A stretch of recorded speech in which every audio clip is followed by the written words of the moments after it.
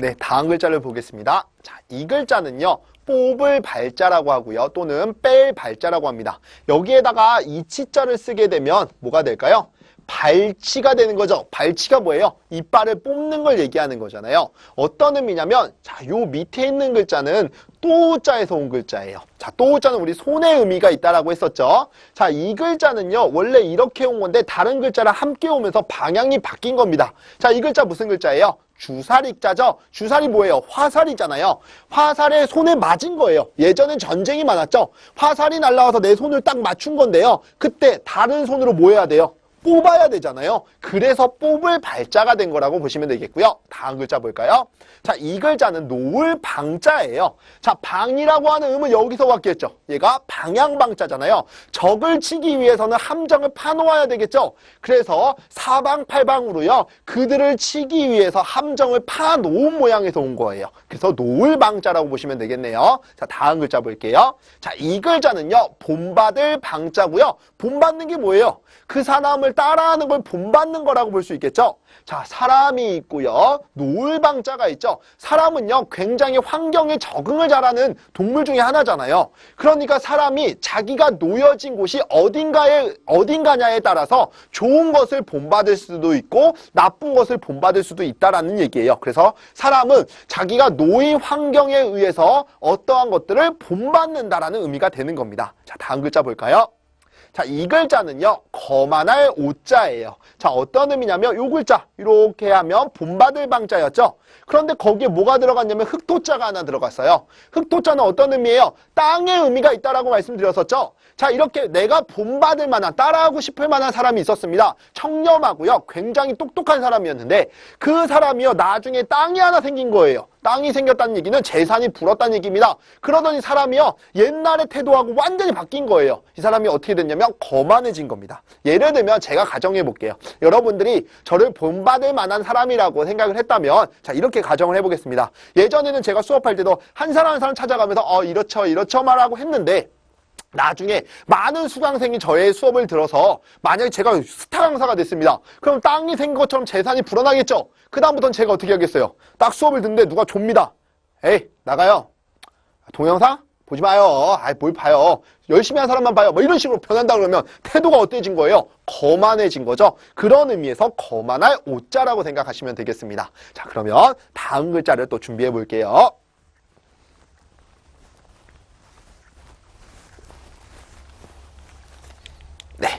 이 글자는요, 뒤칠 번자라고 하고요. 아까 우리 뒤집을 복자 있었죠? 그때 번복할 때 쓰이는 글자고요. 자, 여기 있는 글자가 날비자예요. 새가 나는 모양에서 왔는데요. 자, 요 글자 우리 되승자라고 했었는데 여기에다가 해일자 쓰면 오를 승자가 되는 거죠. 요게 누락은 됐지만 뭐가 들어갔냐면 새 날개 모양이 들어간 거예요. 새가 높이 나는 모양에서 온 글자라서 날비자가 되는 거고요. 여기에 있는 글자는 차례 번자라고 하는 거예요. 어떤 의미냐면 자, 위에 있는 글자는 분별할 변자죠. 밑에 있는 글자는 밭전자죠. 우리 밭에다가 곡식을 심을 때는요. 곡식을 심어야 되는 시기들이 다 있을 거 아니에요. 예를 들면 보리라고 하는 거는요. 우리가 여름에 심어야 되는데 그거를 겨울에 심는다라고 생각을 해보세요. 그럼 잘못됐겠죠. 그 다음에 우리 상추랑 깻잎이랑 고추랑 이런 것들을 밭에다 심는데요. 그거를 그냥 무작위로 막 뿌려가지고 심어요. 그럼 돼요? 안 돼요? 안 되겠죠. 그래서 어떤 의미냐면 밭에다가 곡식을 뿌릴 때는요. 종류별로 분별해서 뿌려야 된다는 얘기예요. 시기별로 분별해서 뿌려야 된다는 얘기입니다. 그렇게 해서 차례차례 해야 된다는 의미에서 차례 번자가 된 거고요. 자, 어떤 의미에서 뒤칠번이라는 의미가 나왔냐? 뒤치다라고 하는 건 뒤바뀌다라는 의미인데요. 자, 우리 철새를 연상하시면 돼요. 철새가요. 하나의 대형을 딱 만들어서 날죠. 날다 보면 맨 앞에 있는 새가요. 그 대형을 이끄는 새예요. 걔가 이끌고요. 몇천 킬로를 날아가죠. 근데 얘가 힘들잖아요. 힘들면 어떻게 해야 돼요? 순서를, 차례를 바꿔서 날아야 되겠죠? 차례를 바꿔서 뒤집는 거니까 그걸 뭐라고 해요? 뒤치다라고 하는 거예요. 그런 의미에서 뒤칠 번자가 되는 거고요. 번역할 때도 쓰이는 글자예요. 자, 번역할 역자 기억나시죠? 그래서 번역할 때도 쓰이는 글자다라는 거 기억하시면 되겠고요. 다시 한번 정리하면 철새가 날 때는 자 대형을 이끄는데요. 이 새가 힘들면 어떻게 해요? 차례를 바꾸어서 다른 놈이 나오고 이 새는 뒤로 가는 거예요. 왜냐하면 공기의 저항을 제일 많이 받는 게 어디예요? 맨 앞에 있는 새잖아요. 그러니까 자리를 바꾸는 걸 뒤치다라고 보시면 되겠네요. 자, 다음 글자 볼까요? 자, 이 글자는요. 후미질 벽자고요. 중요한 글자인데 후미지다가 뭐예요? 뭔가 구석져 있는 곳을 후미지다라고 본 거고요. 자, 여기 보시면 이 글자는 피할 피자라고 합니다. 원래 정상적인 피할 피자는 이렇게 쓰는 거예요. 자, 그런데 이 글자만 가지고도 속자이기 때문에 피할 피자라고 하는데요. 어떤 의미냐면 사람이 있고 주검시자가 있죠. 사람은 죽고 싶어 하질 않아 합니다. 또한 이 옆에 있는 글자는 매울 신자죠. 사람은 죽고자 하는 것과 매운 고생, 아주 혹독한 고생을 하는 것을 싫어한다, 피하고 싶어 한다라는 의미에서 피할 피자예요. 자, 그러면 여기에 보시면 사람과 피할 피자가 들어간 거죠. 자, 사람은요 햇빛을 피하고 싶어 합니다. 왜 그래요? 자외선이 나오면 이 피부가 상하잖아요. 그러니까 그 사람은 햇빛을 피하고 싶어 합니다. 그래서 햇빛이 안 드는 구석진 데로 가죠. 거기가 어디예요? 후미진 데라고 본 겁니다. 그래서 후미질 벽자라고 기억하시면 되겠고요. 자, 다음 글자 볼까요? 자, 이 글자는요. 풀을 벽자예요. 상전 벽해라고 하는 거죠. 어떤 의미냐? 옥돌이죠. 옥돌이라고 하는 것은 원래 어떤 색깔이냐면 하얗고 투명한 색깔이에요. 근데 얘가 빛에 놓이게 되면 어떤 색깔로 변하냐? 푸른 색깔로 변합니다. 왜냐하면 우리 빛이라고 하는 게 이 구슬에 맞닿으면 빛의 산란이라고 해요. 깨지는 현상을 얘기합니다. 그 때문에 이 구슬이 어떤 색깔을 갖느냐? 푸른 색깔을 갖는다라고 해서 푸를 벽자가 된 거예요. 다시 한번 말씀드리면 옥돌이라고 하는 건 원래 하얗고 투명한 색깔인데요. 이게 빛에 놓이게 되면 빛이 와서 부딪혀서 깨지죠. 그러면서 푸른 빛깔을 띈다. 빛의 산란 현상을 기억하시면 되겠습니다. 푸를 벽자고요. 다음 글자 볼까요? 자, 이 글자는요. 나눌 변 또는 분별할 변자라고 하는데요. 어떤 의미냐? 자, 요 글자가 죄인사변자라고 하는 거예요. 죄인들을 세워놓은 겁니다. 이 죄인들을 세워놓고 이들의 잘잘못을 가려야 되겠죠. 가릴 때는 어떻게 해야 돼요? 칼과 같이 정확하게 옳고 그름을 나누어야 된다라고 해서 나눌 변자가 된 거예요. 이해가 좀 되셨나요? 자, 왜 죄인사변이냐면 이 사람도 많은 죄를 짓고 서 있는 사람이고요. 이 사람도 많은 죄를 짓고 서 있는 사람이에요. 이 많은 죄인들 중에서 옳고 그름을 나눌 때는요. 가릴 때는 칼과 같이 정확하게 옳고 그름을 나누어야 된다라고 해서 나눌 변자가 된 거라고 보시면 되겠습니다. 자, 중요한 글자 반드시 기억해 주시고요. 자, 다음 글자 또 가볼까요?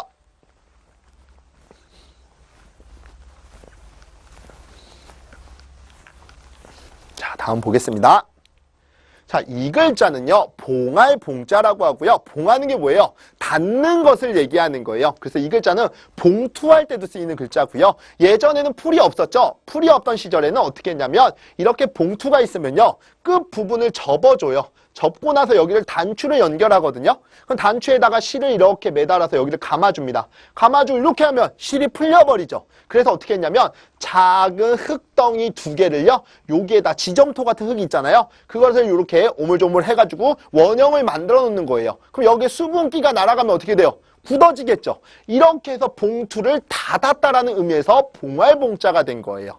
또 다른 의미로는요. 언제 쓰이냐면 책봉할 때 쓰입니다. 우리 세자 책봉한다라고 하잖아요. 예전에 봉건사회 할 때 쓰이는 글자인데 봉건사회에서는요. 일정 영역을 지켜 일정 영역을 다스리는 제후라는 사람이 있었잖아요. 그 사람을 정할 때 책봉을 한다라고 하죠. 그때 이 글자가 쓰였던 거예요. 그래서 작은 땅덩어리를 책임질 그 제후를 정한다라고 해서 그들을 책봉한다라고 해서 봉할봉자도 된다라고 보시면 되겠고요. 그냥 여러분이 쉽게 기억할 수 있는 방법은 봉투를 닫기 위해서 작은 흙덩어리를 사용해서 닫았다라고 보시면 되겠죠. 그래서 봉하다, 봉인할 때 쓰이는 글자라고 보시면 되겠네요. 자, 다음 글자 볼까요?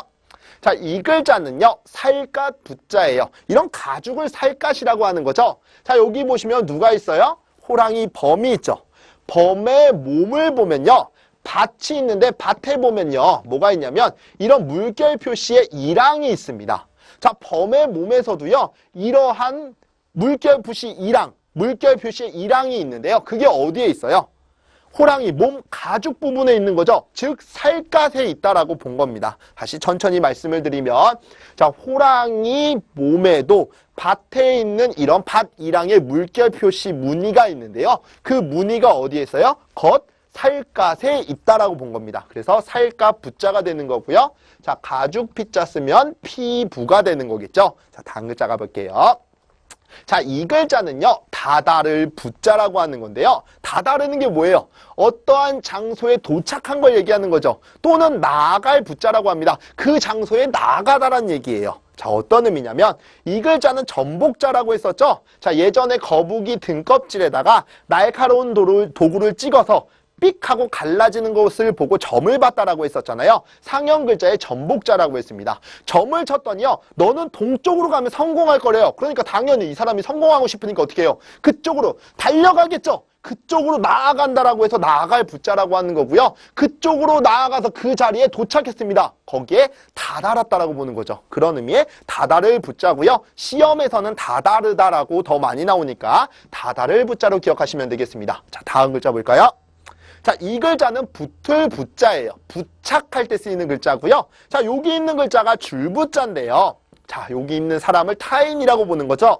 작은 물건을 이 타인에게요, 전해달라고 건네준 거예요. 그런 의미의 줄부자고요. 그럼 이 사람은 이걸 전해받았으니까 전달을 해줘야 되잖아요. 그래서 이 사람이 어딜 넘어가냐면 언덕을 넘어가요. 언덕을 넘을 때 비탈지니까 잘못해서 떨어져서 흘릴 수 있겠죠. 그래서 이 사람이 자기 몸에다가 딱 붙였더니 잘 붙어있더라 라고 해서 붙을 부자가 된 겁니다. 이해되셨나요? 그런 의미의 붙을 부자고요. 다시 한번 천천히 말씀을 드리면 이 사람을 택배 기사라고 보시면 돼요. 이 작은 물건을 택배 기사에게 전해달라고 준 거예요. 그래서 줄부자고요. 그럼 택배 기사는 결국엔 그 물건을 전해주기 위해서 언덕을 넘어가야 될 거 아니에요? 언덕을 넘을 때 작은 물건이니까 잃어버릴 수 있겠죠? 자기 몸에다가 딱 붙였어요. 그랬더니 붙어있더라 라고 해서 붙을 부자가 되었다라고 기억하시면 되겠죠? 자, 다음 글자를 또 준비해 보겠습니다.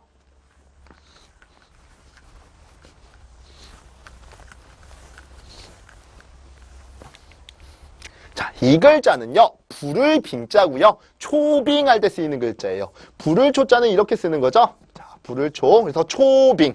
누군가 우리 요즘에 굉장히 잘 나가는 강사 있죠? 김아무개 강사 있잖아요. 그분이 너무 수업이 좋아요. 그러니까 어떻게 해요? 그분을 불러오는 거죠. 초빙 강사라고 하잖아요. 그때 쓰이는 글자고요. 자, 요 글자 우리 기억나세요? 움켜쥐다라고 했었습니다. 자, 그 다음에 여기 있는 거 밭이고요. 밭에요. 이렇게 못이 올라와 있는 거라고 보시면 돼요. 그래서 밭에 못이 올라와 있으니까 사람들이 지나다 다칠 수 있겠죠. 그래서 사람들이요, 이 못을 움켜쥐고 있는 거예요. 움켜쥐고 뽑으려고 하는데 안 뽑힙니다. 그럼 도움을 청해야 되겠죠. 그래서 친구 귀에다 대고 야 빨리 와 라고 친구를 뭐 했어요? 불렀어요. 그런 의미의 불빙자라고 보시면 되겠죠. 다시 한번 릴렉스하면서 천천히 하면, 자, 밭에 올라와 있는 못을 뽑기 위해서 못을 움켜쥐죠. 움켜쥐고 뽑으려고 하는데 안 됩니다. 친구 귀에다 대고 친구를 뭐 해야 돼요? 야 빨리 와 불러야 되겠죠. 불빙자라고 보시면 되겠고요. 초빙할 때 쓰인다라고 보시면 되겠네요. 자, 다음을 볼게요.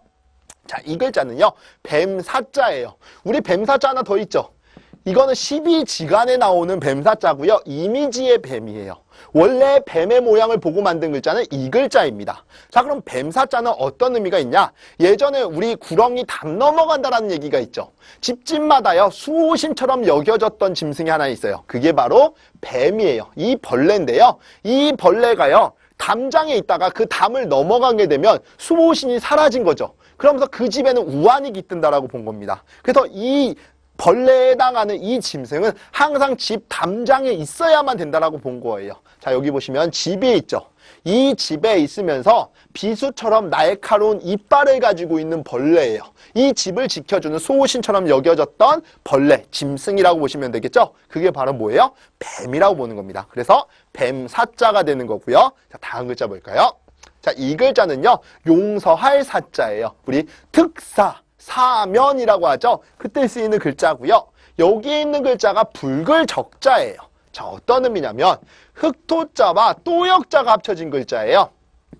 자, 또역자가 합쳐진 건데요. 흙을요, 또 파고 또 파고 또 파면 깊숙하게 파는 거죠. 그러면 그 안에서 나오는 흙은 어떤 색깔을 띄어요? 붉은 색깔을 띠죠. 그래서 붉을 적자가 되는 거고요. 또역자는 제가 발자국 적자 할 때 설명을 했었습니다. 사람 머리가 있죠. 그 다음에 팔이 하나인 줄 알았더니 팔이 또 있고요. 그 다음에 다리가 하나인 줄 알았더니 다리가 또 있었습니다. 그래서 또 역자라고 했었잖아요. 흙을 또 파고 또 파니 가장 깊숙하게 있는 흙이 붉은색을 띠었다라고 해서 붉을적자가 된 거고요. 자, 여기 보시면 이 글자 다루다라고 했지만 원래 칠복자라고 했었죠. 예전에는요, 우리가 어떤 게 있었냐면 살생부라고 하는 게 있었어요. 내가 저 사람을 나중에는 죽이겠다라고 해서 살생부를 작성하잖아요. 그때 어떤 색깔로 적었냐면 붉은 색깔로 적었던 거예요. 내가 저자를 쳐서 죽일 거야 라고 했을 때는 붉은 색깔로 썼는데 나중에 그 명단에서 붉은색으로 내 이름이 사라진 거예요. 그럼 이 사람이 뭘 받은 거예요? 용서를 받은 거죠. 자, 붉은색 명단으로 써있던 그 장부에서 내 이름이 사라졌다면 나는 용서를 받은 거다. 사면을 당한 거다. 라고 보는 거죠. 그래서 용서할 사자고요. 중요한 글자니까 꼭 기억해 주시기 바랍니다. 네, 다음 글자를 볼까요? 자, 이 글자는요, 말씀사자고요. 자, 이 글자 어디서 많이 보셨죠? 우리가 배웠던 어지러울 난자에서 온 글자예요. 자, 어지러울 난자에서 이 부분이 누락이 되고 매울 신자랑 함께 쓰였다고 보시면 되겠죠? 자, 그냥 의미를 가정해보면 우리 학교 다닐 때, 고등학교 때 친구들끼리 막 반에서 싸우는 경우 있죠? 그럼 굉장히 어수선하고 어지럽잖아요. 그런데 그때 많이 배워서 높은 자리에 올라선 사람이 나타납니다. 그 사람이 누구예요? 선생님이죠? 선생님이 나타나서 얘네들 싸우니까 막 같이 싸우면서 치고받고 패요? 그러지 않겠죠? 와서요, 이들을 진정시키는데 뭐 하면 딱 진정이 돼요? 딱 한 말씀만 하시면 다 진정이 되는 겁니다. 야, 다 조용! 다 조용! 딱 그러면 바로 진정이 되는 거죠. 어수선한 상황을 많이 배워서 높은 자리에 올라선 사람은요, 힘으로 해결하지 않아요. 딱 뭘로 하는 거예요? 말씀, 카리스마 있는 그 말씀 한마디로 정리했다. 이렇게 보시면 되겠습니다.